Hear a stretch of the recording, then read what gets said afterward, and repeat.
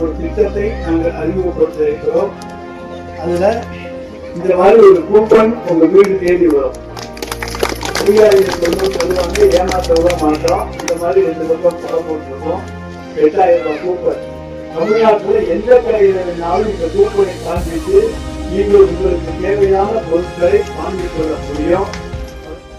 திருமயம் தொகுதியில் திமுக வேட்பாளராக போட்டியிடும் அமைச்சர் எஸ் ரகுபதி சித்தூர், கூடலூர், ஆத்தங்காடு உள்ளிட்ட பகுதியில் பிரச்சாரம் மேற்கொண்டார். அமைச்சராக இருந்து தொகுதிக்கு தான் கொண்டு வந்த திட்டங்களை எடுத்து கூறி அவர் வாக்கு சேகரித்தார். அதுல அதாவது உங்களுக்கு பேங்க்ல வங்கி கணக்குகளை வந்திருந்தது. அதுல உங்களுக்கு விருப்பமான பொருளையும் வாங்கியிருப்பீங்க, குடும்பத்துக்கு தேவையான உணவு போன்ற உணவுப் பொருட்களையும் வாங்கியிருப்பீங்க. இதுவரைக்கும் இந்தியாவில தமிழ்நாட்டை தவிர வேற எங்கேயாச்சும் இருக்காமா? இதுவரைக்கும் எத்தனையோ அரசாங்கம் பார்த்திருக்கீங்க.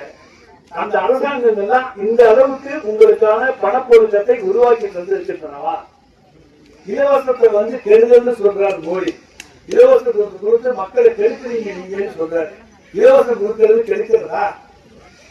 அதனால பணப்புழக்கம் வருது. அந்த பணம் நீங்க கையிலேயே வச்சுக்கிட்டு இருக்கே, வீட்டுக்குள்ள முடிச்சு வச்சுக்கிட்டாலும் அந்த பணம் கலவீதிக்கு தான் போகுது. ஏதாவது ஒரு பொருள் உற்பத்தி ஏற்படுற பொருளை தானே வாங்குறோம். அப்ப அந்த பொருளுக்கு பதிலாக இன்னொரு பொருளை அந்த கடைக்காரன் வாங்குவானா இல்லையா? அப்ப பணம் சுழன்று கொண்டே இருக்கும். அந்த பண சுழற்சி தான் பொருளாதார வளர்ச்சி. அந்த பண சுழற்சிக்கு விட்டுடுவதுதான் இது போன்ற இலவசங்கள்.